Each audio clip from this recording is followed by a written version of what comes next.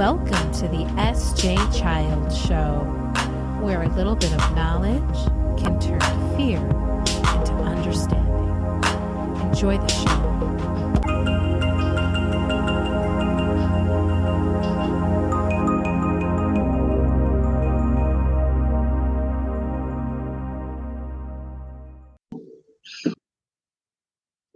Hi, and welcome to the SJ Child Show. I'm so excited, you guys, today because we're having these two amazing guests.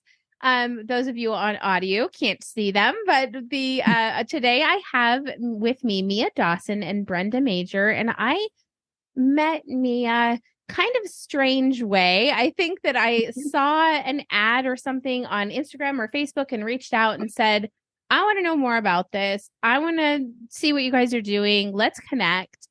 And then we made this wonderful connection. And so I know that you guys will really appreciate and love the what we're going to talk about today and find so much value in it. So without further ado, please introduce yourself, ladies. Hello. Thank you so much for being here today. Hi, I am Mia Dawson. And I'm the co-host for Superpow Radio and the co-author for Adventures of Neo, which we'll talk about later. I'm Brenda Major, and I am also Mia's co-host on the Superpow Radio Show and co-author of the Adventures of Neo, which is based on Mia's son, Nehemiah. I love that. And it's such a beautiful community that I think that not everybody knows about. It's like they can even have an autistic child or nephew, niece, know somebody.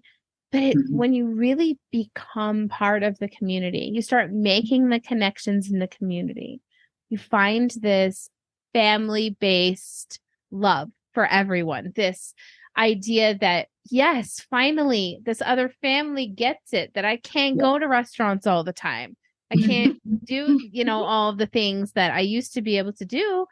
And I need some accommodations. I need some grace. I need some understanding in the world. And you guys are really coming forth with that in what you're providing.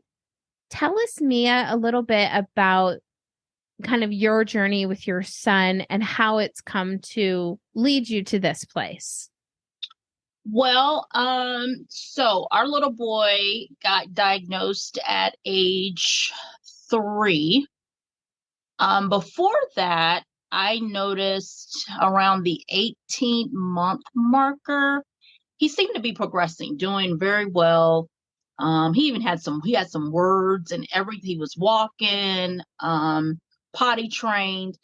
And then we went for a doctor's visit. He came back and it was just slowly started to progress. So it wasn't like immediate, but he just slowly started to move backwards where there wasn't any language anymore. He was just kind of staring off. The stimming started a little bit.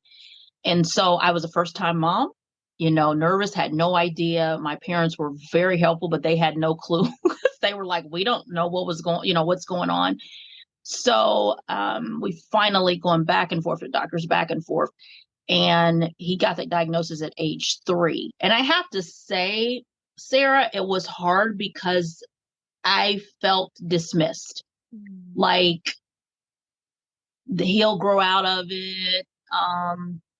It wasn't a big deal. One of my doctors was like, I got 4 kids. The second one didn't talk till she was 5. It was almost like I was maybe making these things up, or you need to get, so it was really hard starting off in the beginning. And then once I got the diagnosis, then it was like a death sentence. He's not going to do this. So it went from being dismissed to now he's not going to be able to do anything. So I don't know if you can imagine just being a first-time mom and excited, and then now all of this is coming upon me all at once. More than you can imagine. In fact, with our son's diagnosis was at 16 months old. And I was so angry at that doctor, Mia. I was so angry at that doctor because I didn't understand. I didn't have any education about autism. No no experience, no. And it was so hard. I was like, how could he here on a, different kind of end? My child was reading at 1 years old. He was writing at 2 years old. How can you say he's far behind or he has these deficits, like you're saying? How can we focus on all these deficits when all I see are super skill strengths? Like, what the heck does that mean? And it was years later that I ended up going back after I'd written a book and everything, going back to that doctor and telling him, I was so mad at you. And it was hard because I didn't want to admit that to him, or I didn't want to admit it to the world, right? I was so mad at you, but you brought me, you gave me exactly what I needed. And I'm so grateful for you now. And I thank you so much. And here's this book I wrote, you can have, but it was so hard to imagine because you're going into something, like you said, it's almost like a dark tunnel where you have no idea where you're headed and there's no way along. There's no grips you're just walking blank. And it's so scary. And it wasn't and until to have a beautiful pregnancy. I was like, the pregnancy was wonderful. There was no complications. And now you're like, I'm like, what you mean? What do you mean? Yeah. What does that mean? Yeah. Yeah. It's like it came out of nowhere. Crazy. Yeah. Isn't that the truth? Yeah. What kind of, when was it that you finally were able to maybe get supports in your life and see that this was not going to be a death sentence?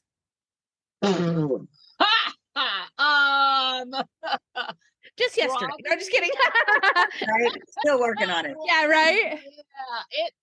I'm going to be completely honest because that's who I am. I walked around in a fog for a while. Yeah. Like I just walked around like I was just in a fog. I didn't get full-fledged clarity until probably, I had him at 29. It was probably 35. Yeah. Where I was like, oh, okay, this is what it is. And I just think prior to that, it was just complete depression at point in time in my life. And then I was okay, but it was a fog. Like a lot of it is still a blur because I just could not understand how this happened. I'm like, what did I eat? And it was a lot of blaming me. What did I eat? What did I not do? I thought I went to doctor's appointment. I thought I did this. And so it took to about 35, me being 35, and then kind of coming like, oh, okay, now I can kind of make some steps and kind of deal with it and live with it, should I say. Yeah. So fascinating. It's amazing when we tell these stories and we can resonate with one another so much because, like you said, you felt probably like so isolated, so alone, had no idea. Little did you know I was on the other side of the country going through the exact same thing at the exact same time, sitting in my back room, Love Island on rerun, 50 episodes where I don't think about anything but people in bikinis and I don't care. But it was like this withdrawal that I went through too, especially when our school system failed us. And I thought, well, now what? There's nothing. Like, how can I even move forward here? And it was like maybe 2 years or a year or two that it was just like, I don't even remember some of it. It's so interesting that you said that. Brenda, I want to bring you into the conversation. You're such a great listener. And I'm just so grateful you're here with us. What was your part in coming into this journey and what did that look like? Thanks for asking. Well, actually, I mean, I've known Mia and her family since really, before Neo. Before Neo, yeah. And we all attend the same church, so I was very close with them. And was one of the people who noticed, some changes in him at the time. And I think, I think it was at that time too. And you still don't really know what to say, what to do. I mean, Mia and I talked about it, but we didn't really know what to say or do about it either. Well, I think he might have autism. Yeah. But we know. But I think it was a few years after when she was coming out of that fog, when she asked me, because she knew children's stories in the past, and she'd asked me if I would write a book for Neo. Just something fun, because at that point he was really an avid reader. Yeah. And she wanted him to, be able to have some kind of other outlets besides just going to the therapies and all of that. Yeah. Yes. And I thought, sure. So that started, and then she and her husband had also made the decision to homeschool him. And so at that point, I was actually working with her husband at her father's community center here in Central Illinois. And so she said, would you guys, I think it was actually your dad who said, hey, would you mind kind of, helping and tutoring Neo? And I thought, sure. So I started at that point just like reading everything I could find about, autism and diet and all of that stuff, and writing the children's books with Mia, and working with Neo, who is just the most incredibly loving kid. I mean, he just always has been. So it's been a joy. It really has. Amazing. And can I say, Sarah, she dove right in as if that was her own kid or her own grandkid. I have never, we were already close, and she mentored me. She mentored and counseled with my sister, but she went in all guns blazing, like, what is this? I'm going to find, and like, she just took it on as if it was like it was her child. And that's what I really appreciate. That she did. Like, she just went head to toe about everything. She was calling me, I found this, I think that. I'm like, what? But she was really I really invested, and still is to this day. Very invested. How lucky. I can't tell you how lucky you are to have that kind of support in your life and with your family. And it sounds like your family is supportive, and they're I have very supportive parents and sisters and friends, and have been wanting to understand, may not understand, but at least wanting to understand what's going on. That's an important piece too, is that wanting to, because my family members won't be listening to this podcast, so I can say that we're not close to them, and they do not support us, and we don't have that support by them, and they don't want to find out about autism. And it's devastating. It's not only devastating for me, for my children who don't get the relationship with their other family members. And, it's sad when you look at that as a whole, because yes, they, my son maybe have more challenges than our daughter, but our daughter understands that these people are not in her life. And how do you go through your life with a child that, like, how do you protect them from those things? It's like, it's impossible. And they have to gain their own resilience through those types of things, unfortunately. But when getting supports and things, when you decided to homeschool, we did homeschooling as well. What did that look like for Neo? Did his skills elevate, or how was that process? So he did kindergarten, and we took him to kindergarten, and we went to a school here in Central Illinois. One of my close friends was the principal. So that was one of the reasons why we did kindergarten in like a regular school. And he did really good that first half. So right before Christmas, he was in a regular ed class. So he was a top speller and did really good in math. But after, and that's when I actually got the autism diagnosis too, was during that time. But Sarah, then I started seeing changes once we got back from Christmas. It was almost like he just did not want to be there anymore. Now, remind you, his verbal skills were not all the way there. So I had to be just very in tune to him to know, because he verbally couldn't tell me everything. I was still a stay-at-home mom, so I was back and forth at the school a lot. And I called a couple times. He was sitting back in the classroom, and he was by himself, and no one was paying attention to him, and he was bouncing on the ball, and he needed that ball to help him with him being, stimulation and all that. But he seemed to be getting ignored. And then I noticed on the playground, there was some bullying going on here and there. And so after our big IEP meeting that we had, my husband and I made the courageous, because I always say that courageous decision to homeschool him, because I just like, this is not going to go well. And I don't blame, Brenda and I have talked about this a lot on our show.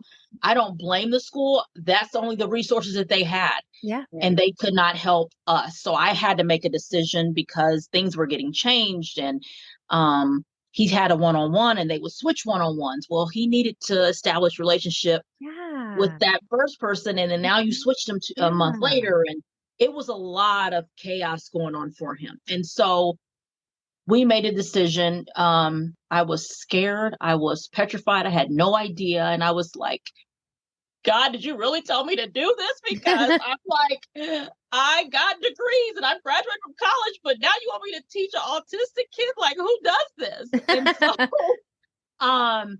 it was really rocky at first. Trying to figure out what curriculum, trying to figure out how does he actually learn, and how does he actually process. And so Brenda was a really big help with that, because I almost had to get into the mindset, and Brenda even helped me, of like, okay, Mia, this is not school. Let's just see, how does he do this? And then we need to adapt to that. So don't take school out and then bring it home.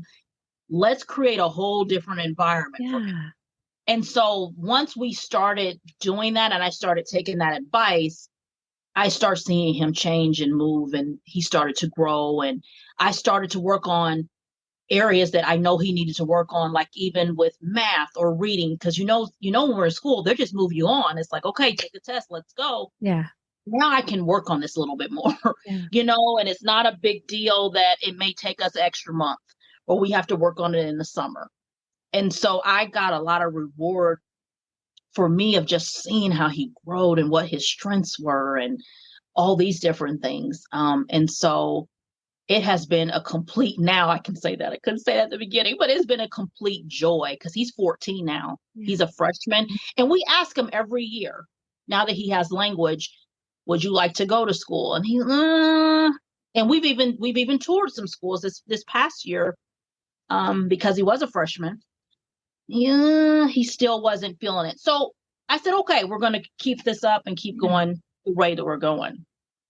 I really like what you said a little while back, and that was that you didn't blame the school. And no. I think that that's really important to say. I don't think that it's necessarily the school's fault, or the principals or the teachers. It's the Correct. system. It's the system that is not made for 2023 or for 2021 or whatever. It's not made for us today. Yeah. And that's where I see that it is all going wrong. Brenda, you have been in this child's life. You've been probably, I don't know if you have children of your own, but just I don't.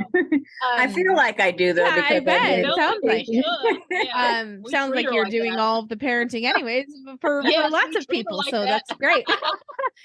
What do you see is, like I said, I think that it's sad that, we can't change. How do we change the system? Like, where are we going to start to do this? Yeah. It is really sad. I mean, I think I would have to say, me as parents have the right idea and have had this community center for now 30 years. Yes. So they've been serving the underserved communities in Central Illinois. So they've always known that it takes more for these families in order to nurture and educate their kids and the parents as well. Yeah. So you can't even just say, well, it should start in the home. Well, if you don't even have the tools in the home, then where do you go? So, there needs to be more community centers like Homework Hangout that have workshops for parents and workshops for kids. Yes. And something significant that they've always done is feed people.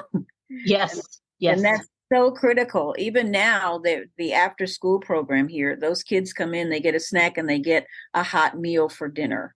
Mm-hmm. So, Mm-hmm. yeah, they do homework and we do Wow. tutoring with them. Right.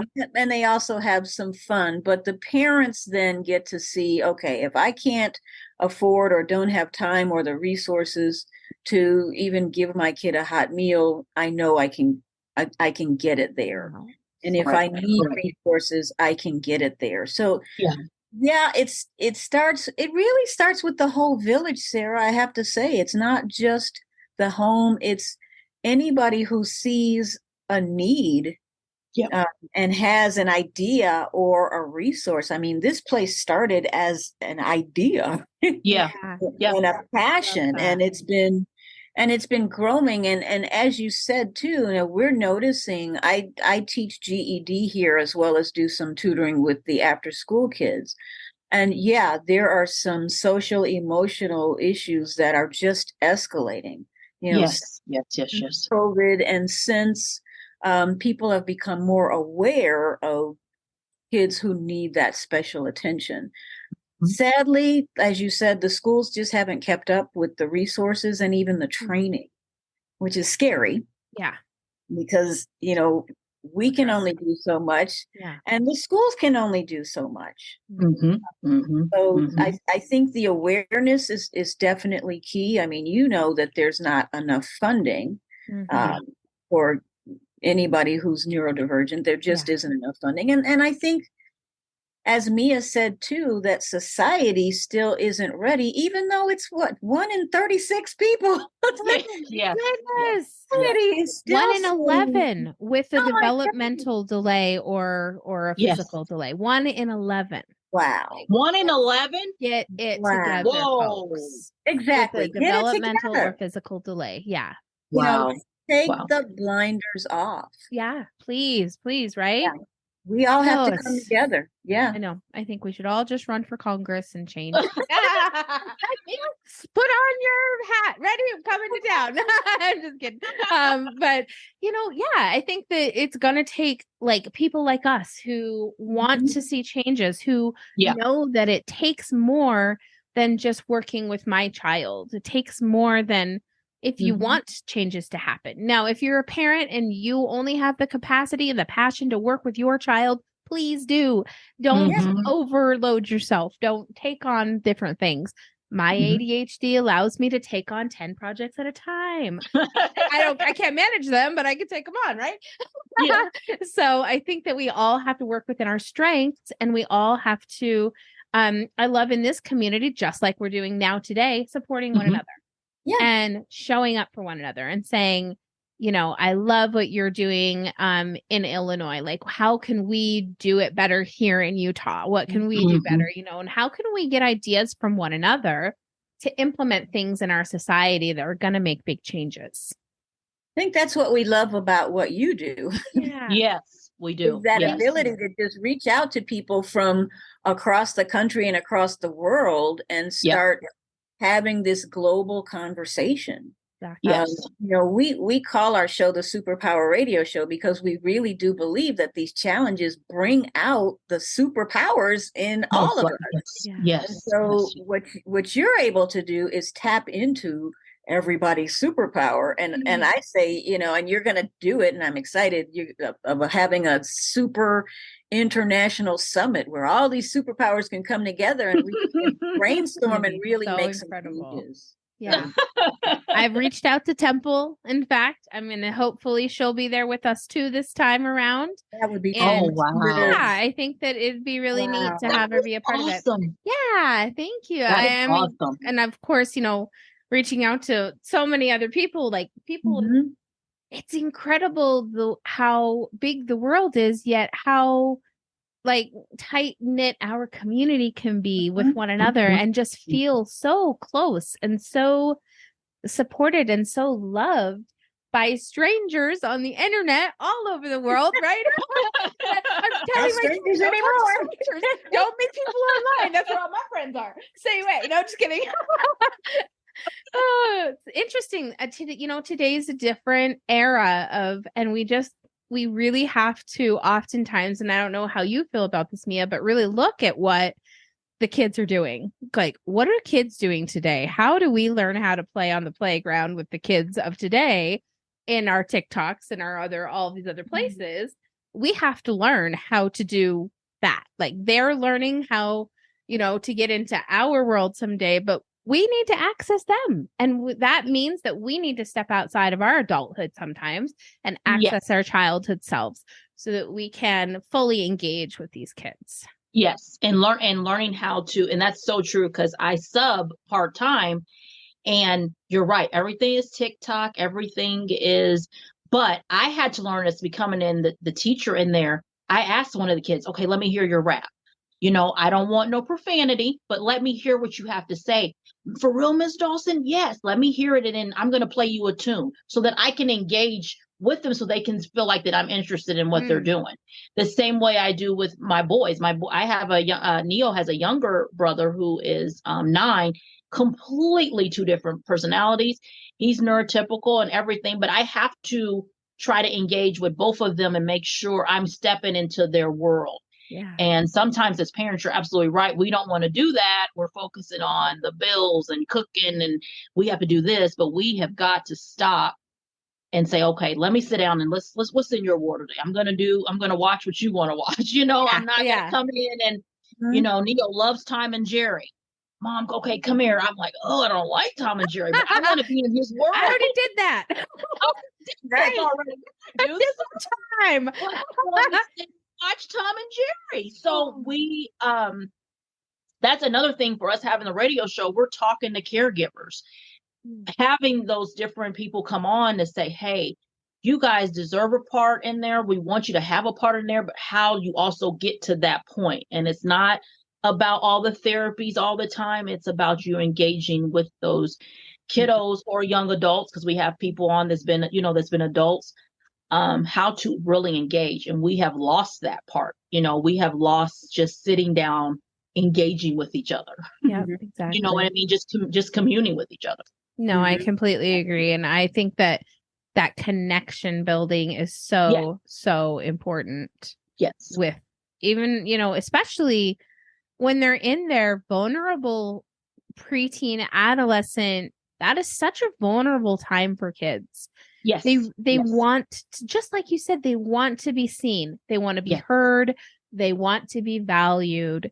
How do we show up as adults in their life and show them you are valuable? You do have, all of these things. That 9-year-old that told you blah, blah, blah, they only have years of 9 of experience. I have 47 years experience. I'm telling you. You have value. Like, you can't, they don't have anything to go off of. Okay. Yeah.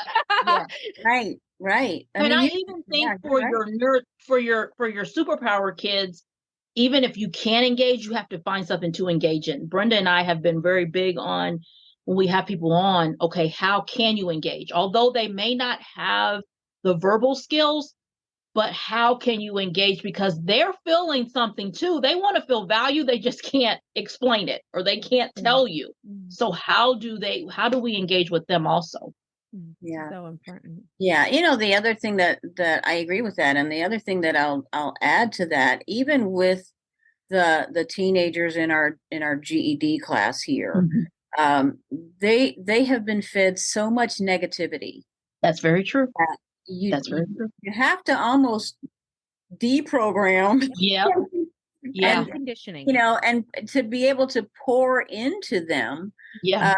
I always, at the beginning of the first day of class, I have them write down their, words of affirmation or phrases of affirmation, and I'll laminate those. And I just had 2 kids today who went over to the community college to take some of their GED exams. And so before they went, I had them read their affirmations aloud. And I said, read it again with feeling. Read it like you wrote it, read it.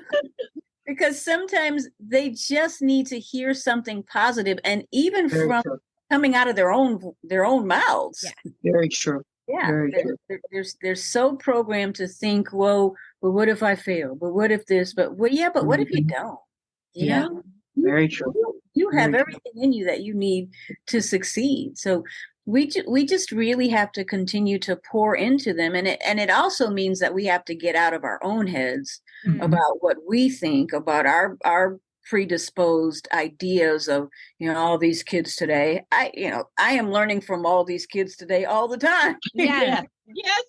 Constantly learning. And I'm learning that what I think I know, I don't know. I have no idea.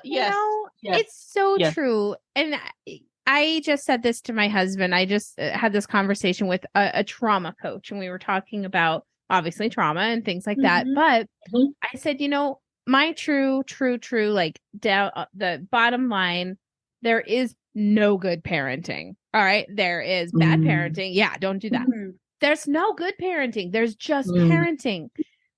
There's no way to gauge, like, yeah, you think you're doing good and then something goes wrong. Well, was it bad? Did you do it bad? No, you just parented. Like, it wasn't, you did it with good intention. You did it with, but it doesn't always, we don't always get the results we're looking for. And that really comes back to our egos and our principles that we hold and our ideas that the control or the child needs to perform a certain way or have an expectation of them. It's such a fine line of laying down expectations that are healthy or then disappointments from not reaching those expectations that are unhealthy, right? Yeah. What a fine line. So people might disagree that there's not. But I love what you said, because that's an even when families bring their kids here and they have to go through an interview process, so we know a little bit about what their home life is like, a little bit about their parenting skills. We're not judging, we're just trying to get to know them. Correct. But even then they feel like, oh, are you going to tell me that I'm doing something wrong? What makes you the expert? And we're just asking questions. What is your kid like? What are their habits? We're asking about bedtime, so we know if we need to slip in a nap in there for the kids. It's not like but people are, and social media and TV, everybody's so judgy. So I love what you said there. Okay, there are some bad parenting skills because people don't know parenting skills, but I think nowadays it's like, okay, just put in the effort, try. Nobody should be rating your parenting skills. Yeah. Because every child's different. Every situation is different. And especially me having two different children. I have three. So you see that level of just difference in every way. You cannot parent them the same. You can't have the same expectations, can't have the same hopes or dreams or goals. In fact, you learn to let go of those to learn to love theirs. What are their goals and dreams? Let's focus on how we can love their goals and dreams, not what yes, I would love for my daughter to be an attorney because she argues better than anyone I've ever met. But, is that her dream? No, but it's still, someday, right? I'll follow her dream and learn to love what she loves and just follow instead of, it's like this really interesting leading on the side, right? We're kind of like we're their guide, not in front of them. We need to be like right next to them. Yeah. Sometimes even behind them and letting them go forward. But I don't think, and it may be in the very beginning, being in the front of them to show them what to do as an examples of how to be. But when they come into being themselves and the autonomy and all of the things, the self-reliance and, self-empowerment and things, they really need to have a sense of them, that they are good and that they're whole and they're, just the way they are. And it's just so, there's so many different ways you could teach that. I mean, through different religions or through different cultures probably teach it differently. With me, correct. It was different with our son who doesn't have that cognizant ability to understand somebody loves me or doesn't more than or less. That doesn't make any sense to him. He doesn't matter. But with our daughter, I said to her when she was little, you're number one. You love yourself first more than anyone. Grandma says, oh, you love me the most? You say, no, I love myself the most. Sorry, Grandma. You're number two. Right? But it's the truth, because we get these ideas in our heads that we're not first, that we're not number one. We don't come first. And I mean, here I am 47 years later dealing with how I rearrange that in my mind so that I can come first now. But I'm not going to let my child, who needs to be herself in the world, needs to show up as herself and love herself first. And such a crazy lesson in life to learn and to try to instill in your kids. Yeah. I think it's just I'm listening to you and I'm thinking, how in the world did you learn it? Because we learn so much from our parents, God bless them, and then we have to unlearn it because that's for sure. It doesn't work. It doesn't even feel right. Yeah. But how many people do we know who are doing things because that's how their parents did it? When people who still believe that kids are supposed to be, they don't even want to see them. They don't want to see them or hear them. Used to be seen and not heard. Now it's like, I don't even want to look at you. Yeah. But golly, Sarah, how did you learn this? I'm thinking this is your superpower. Thank you. I think I at this point in my life, I love where I'm at, like emotionally, mentally, and I feel very just whole as a person. It took years. I mean, I can't remember as a child ever. I was an only child of divorced parents who moved into different states. So it was like me against the world. It was only me. My dad was in the military. He was all out of town all the time. I usually lived with house sitters. My mom was remarried and we didn't have a good relationship in our household, really bad communication. So I chose not to live that way. But that meant I lived by myself with strangers that came into my home and just stayed there for a time being. So it was a very strange thing. But I think, kind of to answer your question, Brenda, nowadays I really try to take what didn't work, what wasn't good. How can I make this better for this kid? And yeah, I'm sorry, kid number one, I didn't have all the knowledge then, I'm using it all like kid number 3. I'm sorry. But, at the same point, maybe someday when she's a mom, she'll be able to give me some understanding and grace and love that I am doing this now. Yeah, she might be mad that she didn't get the same treatment, but yeah, it's hard to, it's like, don't live with regrets, but you always have some regrets of the way things have worked out, But I would definitely say that, going into raising, and also, I mean, I was 35 when I had her. So I'm already at this kind of mature level where I've already decided, I'm not going to have my high school body anymore. Get over that idea, right? These things that we stick with in our brains as women or as people. And so I think that really with time and evolution of my mind and everything, I've been able to just try new things, access new ideas. I want to change constantly. I always want to be better.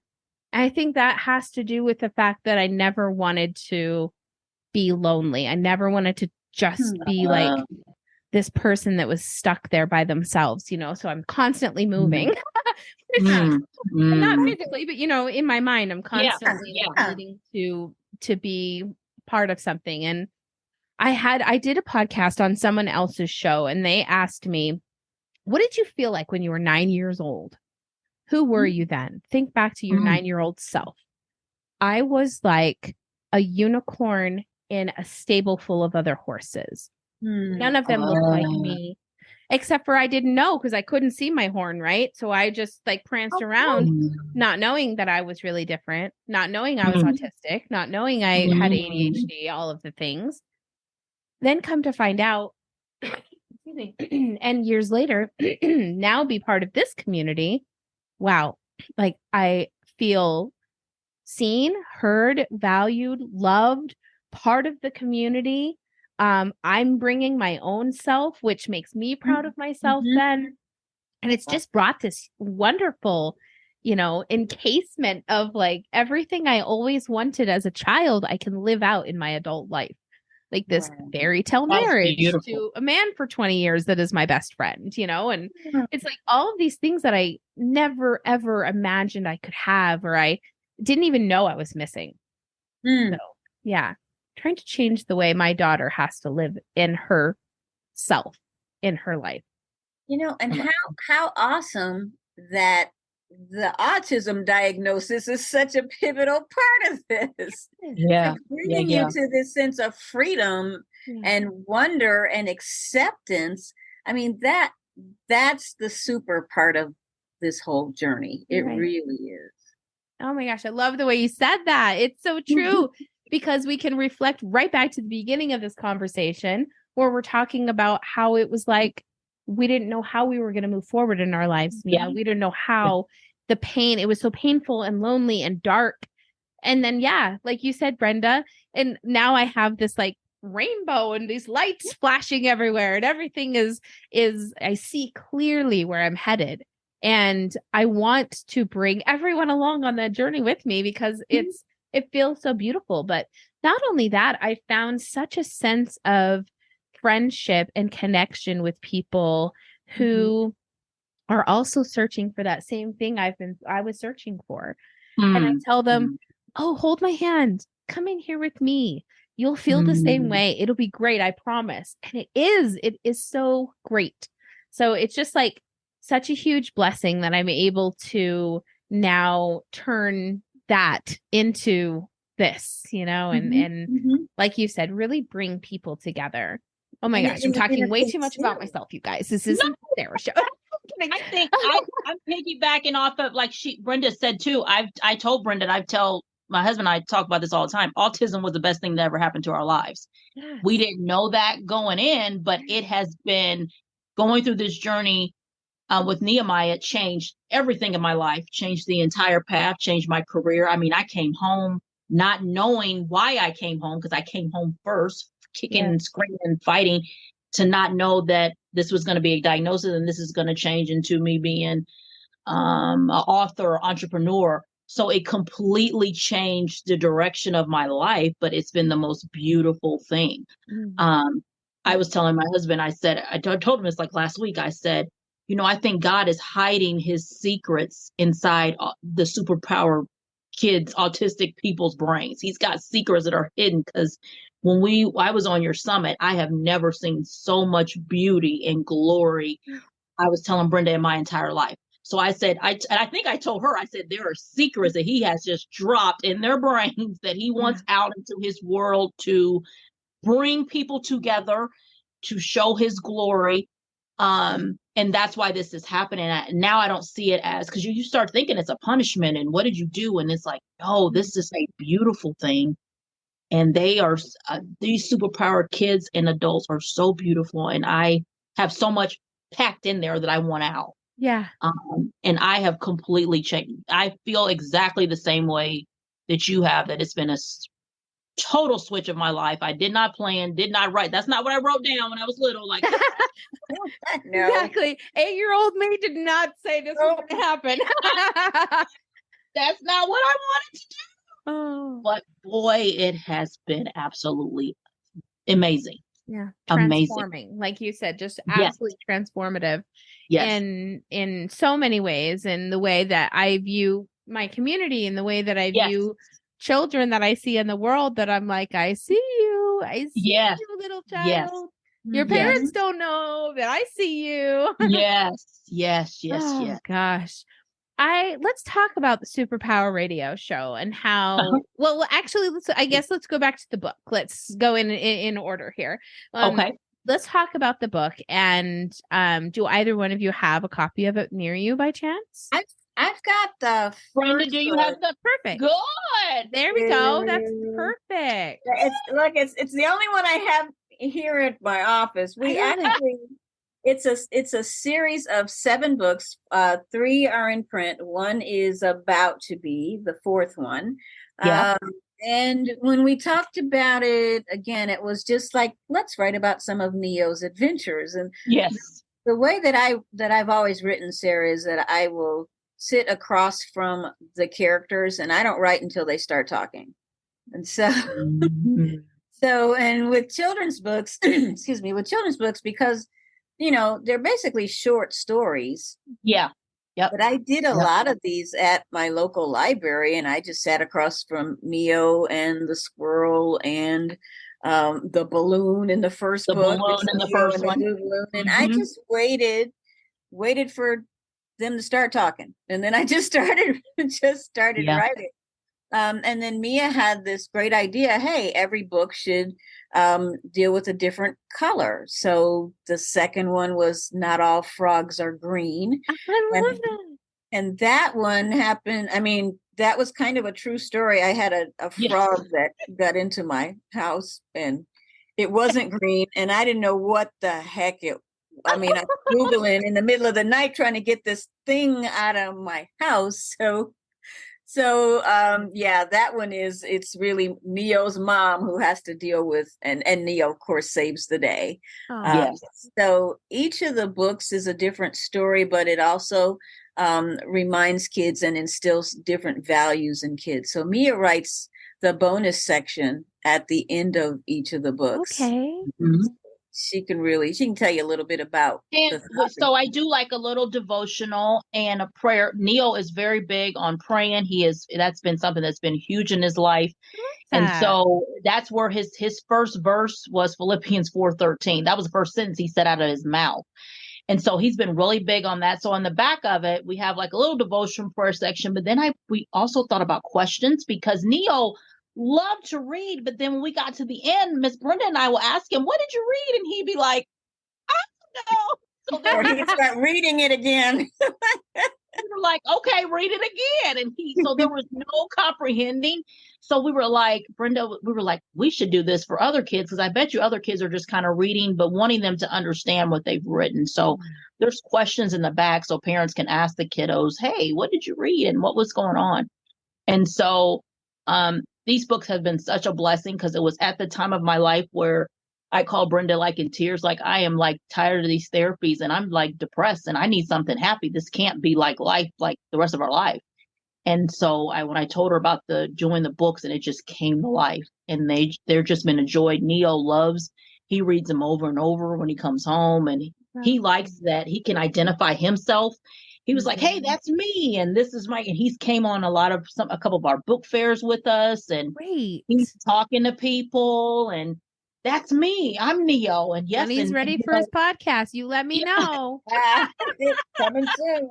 He is really like taking ownership and letting him even see, oh, is that really me? And I'm, with people. And so it's been such an awesome experience. And then radio, let's go back to Brenda, because that kind of happened through Brenda a little bit for the radio. Well, yeah, I have a friend who actually asked me to be on his show. So we were on his show.